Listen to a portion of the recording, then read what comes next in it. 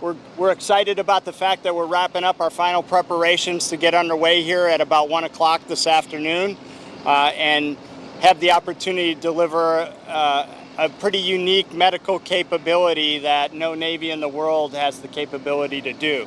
And that's where a guy like Captain Buckley behind me brings that medical capability. And any of the questions with specific medical capabilities, I'll let Captain Buckley answer those.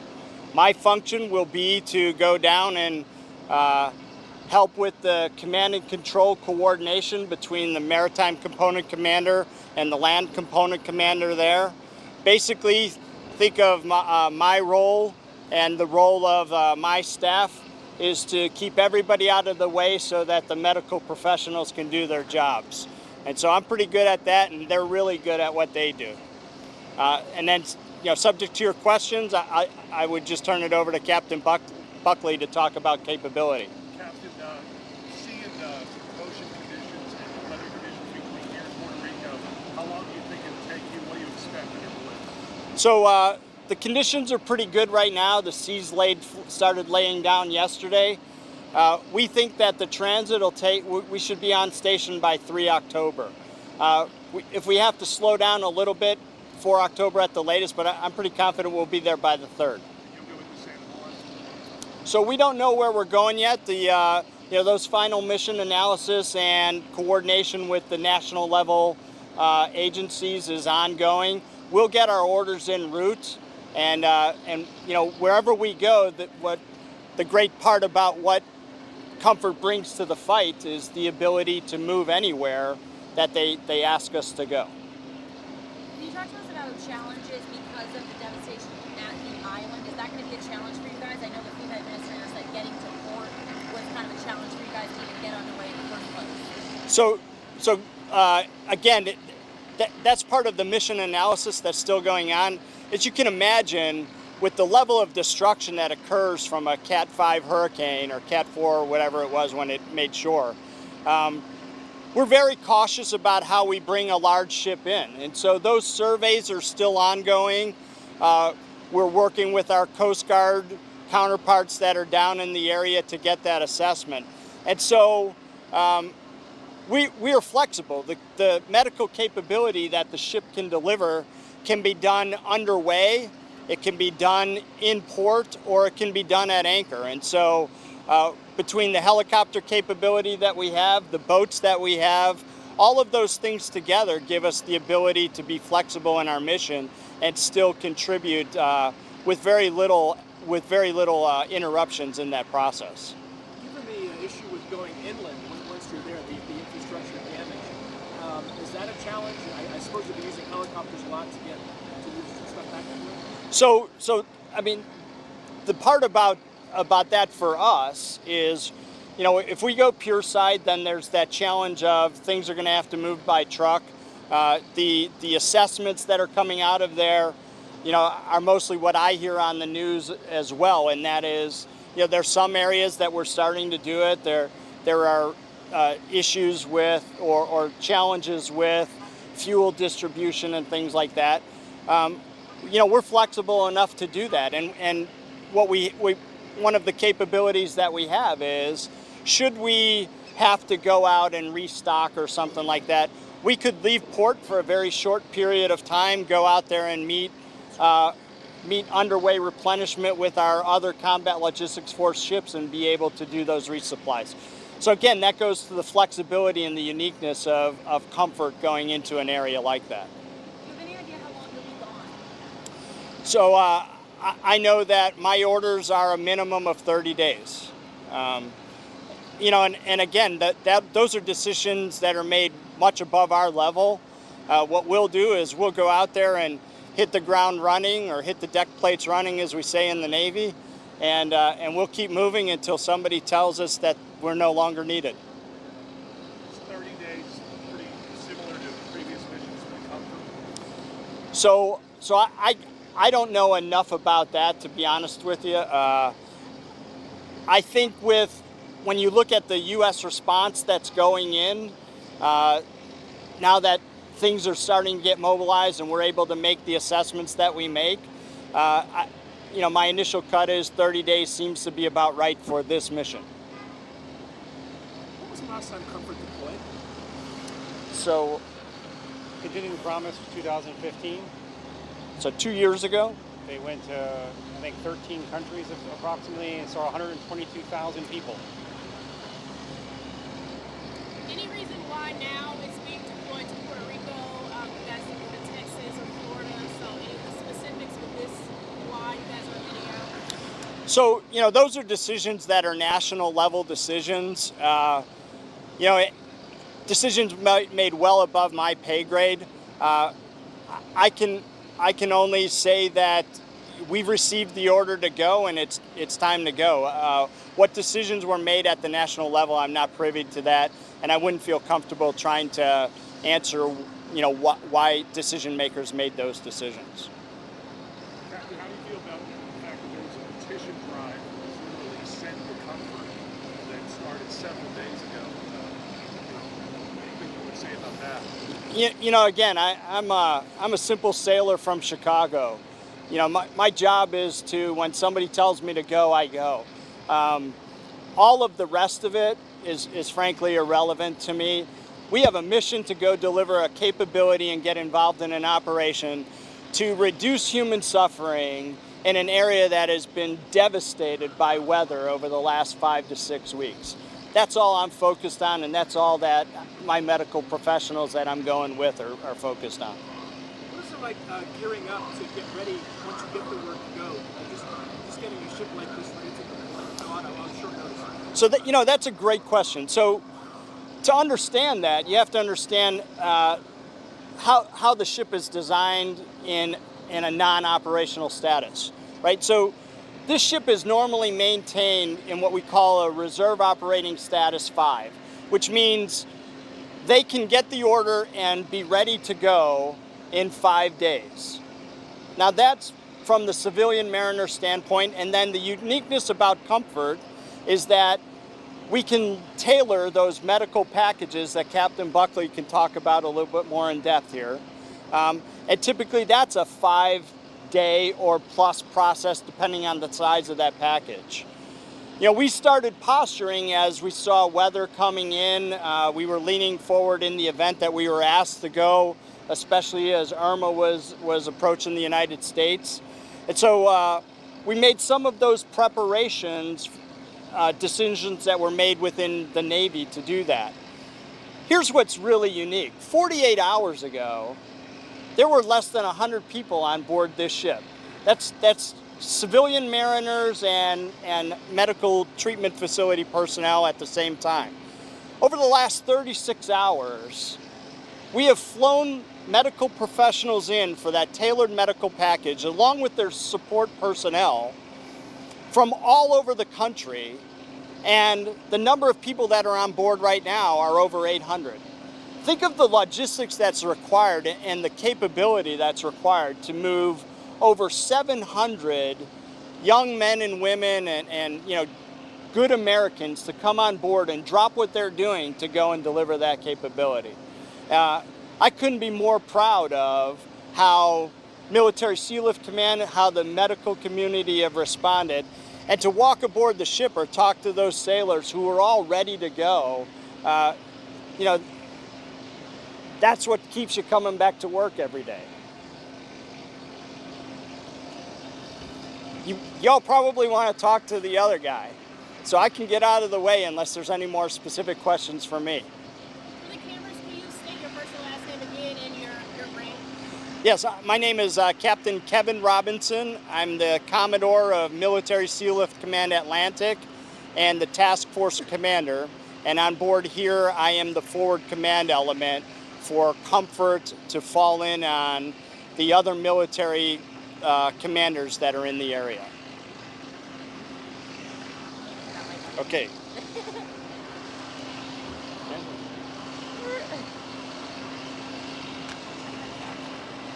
Yeah, sorry. You got him? You good? Taking my wallet? Yeah. Pickpocket.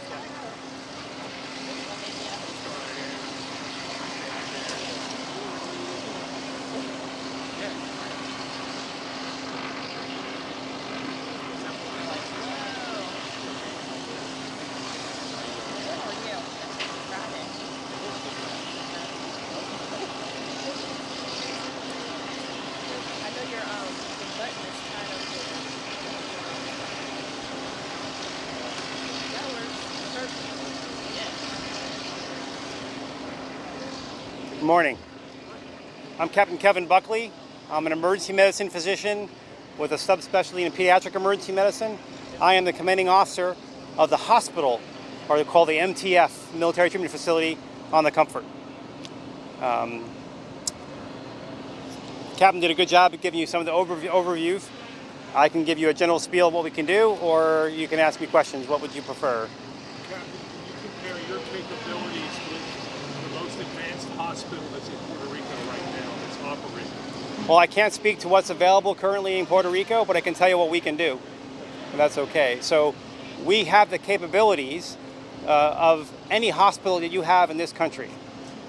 So we have full bunch of specialists. I have a CAT scanner, angio suite, and I have dialysis capabilities. The only thing we don't have on board is an MRI, because if you know MRIs, they don't do very well with metal, and you can see there's a lot of metal there that would probably interfere with that. So we don't have an MRI, but we do have a new capable CT scanner, ultrasound.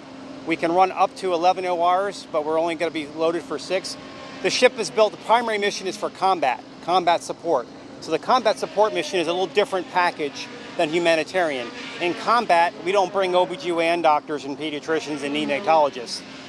In this tailored package, we have more community health, more primary care. I have a 50-bed ER capability on board the ship.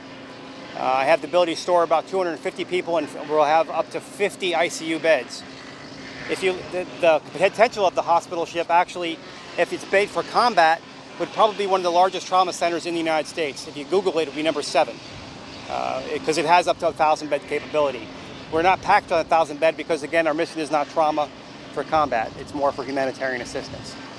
Well, we have the capability to the MSC command, who runs the hull part of the ship, has been a great partnership with them. And logistically, we can run for 6 months for combat without being resupplied for medical supplies. Food, we would need that for humanitarian because of the nature of the short notice and the flexibility. We don't know what we're going to face yet.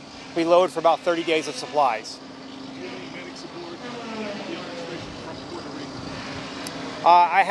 I have Navy sailors from Puerto Rico, including my admin chief, who is supposed to go on vacation next week to see his family in Puerto Rico, and they're fine, by the way.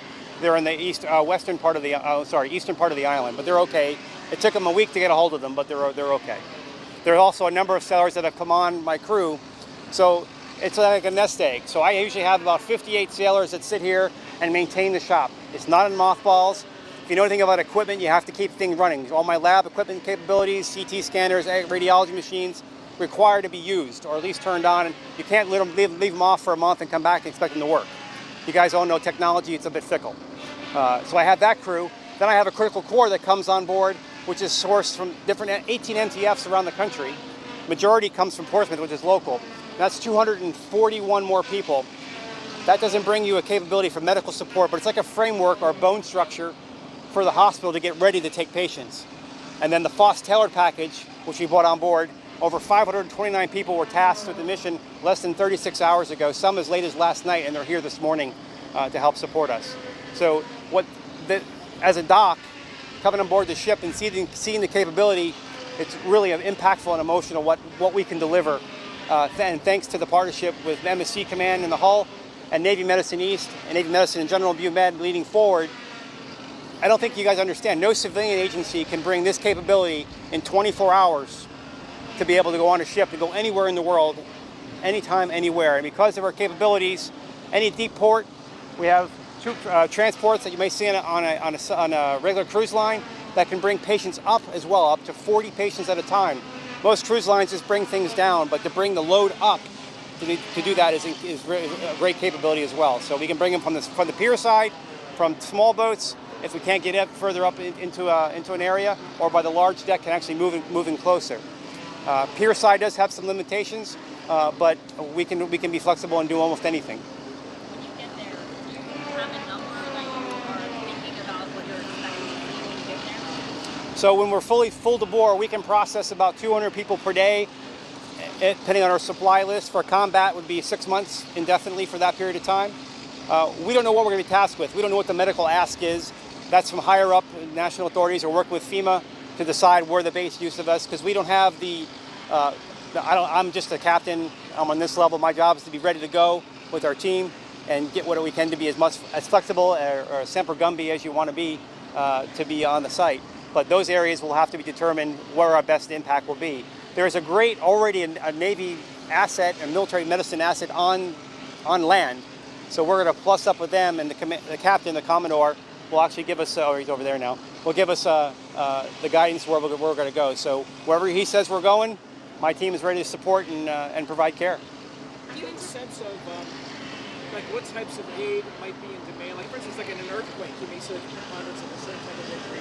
In hurricanes, is there generally perhaps something that you're expecting to see more of, where you can? Well, we use a model-based, computer model-based that actually can tell you what kind of economy you're dealing with, emergency economy, a well-developed nation type thing, and timelines. So depending on when you get and what kind of disaster. So whether it is a focal local disaster, an earthquake knocks a building down, or you may have a wider spread, so that you can then put these questions or input into the data and get an input.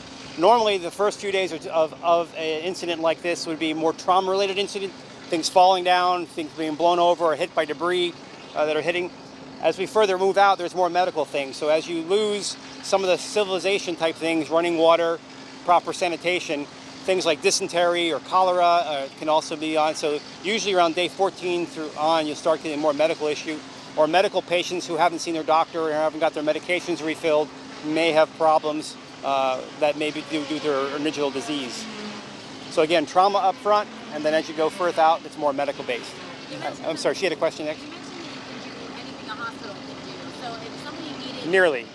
Okay, so if somebody needed surgery... Yes. Like, are there things that you can't do? And then in that case, what happens then? Well, there are certain surgeries we just wouldn't want to do. We wouldn't want to do a joint replacement because that's a long follow-on. Someone has a broken bone or needs a washout, yes. So one of the differences between this ship and some of the other medical capabilities, the LADH, they can do damage control surgery and major surgeries to stop them, but they don't have the follow-on holding capability. So if we have a patient that has a contaminated wound and may have to go back to the OR 5 or 6 times over a week, we can keep the person on board and do that, and do all of that definitive surgery. What about the pharmacy? There's a whole pharmacy too, right? We have a pharmacy based on, we call AMALs, which are packages that are pre-based packages based on what we think.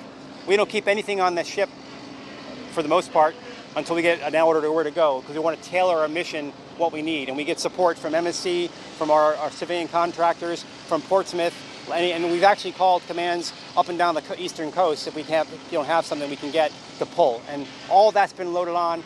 I mean, 98 pallets of food by my guys during a storm. The winds of the last couple of days here because the hurricane have been in there have made it very challenging. So it's been a heroic effort, a teamwork effort to provide a capability like, as the Commodore said, very few in the world can do. So you would pick those medicines up? We have them on board now. So we've loaded them over the last 2 days. That's why we have the ROS 5 status.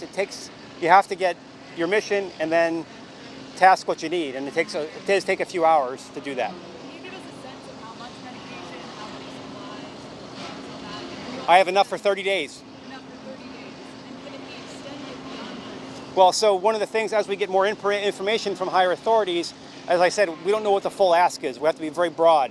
If we need to do more, say, dialysis or more so-and-so, we have the ability to say order up from the ship and order ahead and have redelivery, so we can do the underway replenishment. So we have those already scheduled for food, but we can add other things on there. Or we also have a hemodet on board that if we know where we can pre-position supplies to fly them out to the ship. You said there are over 800 people on board. Can you give us a breakdown? How many doctors, how many nurses? Well, I have over 300 of our finest Navy corpsmen, and those break down into specialists and techs. So we have lab techs, x-ray techs, pharmacy techs, physical therapy techs, and I have approximately 140 medical type officers. So that's doctors, nurses, MSC officers, which is not different than the MSC line command that does the support medical service corps. So those include your pharmacists, your physical therapists. You may have also, we have nurse practitioners and PAs, and I have a number of, I have 45 doctors, and they don't count me anymore, unfortunately, on that list. But I have, my executive officer is also in internal medicine. So we actually have 2 additional doctors that don't count on the list because we're in a position that we're set for CO and XO. Obviously, the mission can do is critical, especially at a time like this. Do you anticipate any challenges that you can foresee now, maybe like a language barrier? Like, what are some of the challenges you are preparing for now? Well, I have a number of people on board the ship that speak Spanish if we have that issue. You know, I've been doing this for a while, and I've had a lot of my mentors have always told me, if you get to do a humanitarian mission, it's usually the highlight of your career. And one of the joys is being a skipper and Admiral Swap, who's a NAVMed East Admiral, and the source for most of our, actually all of our medical capability, was on board last night and this morning. And walking around, and normally you get deployment, there's always people like, oh, I can't go for this reason or that reason. The energy, the smiles, the enthusiasm to help is really rewarding to see as a commanding officer. It's really heart-touching to see that. And I'm very proud of our sailors, and I couldn't be more proud. And it's almost like, put me in, coach, I can help, I'm ready to play. And they really had that enthusiasm. Getting on board last night, you know, it just takes time to process that many people across that little brow, find them berthing, and not one person was complaining. Everyone's smiling, happy, and just happy to be aboard. So it's really an infectious type thing. So they're really eager to help, and we'll do our best, whatever the Commodore has us do and the higher authorities to do, we're standing by to assist. Comfort responded after Katrina, after Hurricane Rita, after the earthquake in Haiti. September 11th as well. September 11th. How does this particular crisis compare to some of those? Well, each crisis is different. You know, September 11th had a focal point where it was gone. The natural disasters, it's always a little more challenging working with the states because you also have to work with states. Those different states, governments, and FEMA actually will drive a lot of that, and a lot of the stuff's way above that. So we're just more of, tell us what you want, and we'll support what you need. Many of the states, though, actually have inland resources, so sometimes it's easier to move inland than to have to go out to sea. So depending on what kind of nation it is, or nature of the event, we're more in, tell us what you need, and we'll support. And those 30 days begin once you make landfall in Puerto Rico, correct? You're not counting the 5 days. Well, the supplies for 30 days is what we need to do medical care. So when we start medical care, we will need food resupply. We have enough food for about 21 days for 900 people. You mentioned the morale, the energy was really high. Yeah. Are there any challenges just in terms of throwing all these people together at once and like procedures? Maybe someone does something differently than someone else, and they kind of have to work things out, or is that? No, we're. Fairly smoothly? It goes. Actually, it's amazingly. The teamwork approach is really a pretty good. We're all active duty, so we all worked in different. We were all plug and play, if you will. I've been deployed downrange to Iraq or as an ERSS team lead to different areas, and there are general training pipelines that people have. So a lot of it is consistent. People always have their certain preferences. Like I like this type of retractor if I'm a surgeon, and surgeons always have their own little personal things they like. But I'm an ER doc, so there's always a little battle between the ER doc and surgeons. So. How many people, medical staff, are on the ship? So there are at least 71 mariners. We may have a little more plus up for that actually run the hull. And on the medical side, I have over 800 right now. But that includes my support staff. So not just medical, I have a large non-medical component. So somebody has to feed people.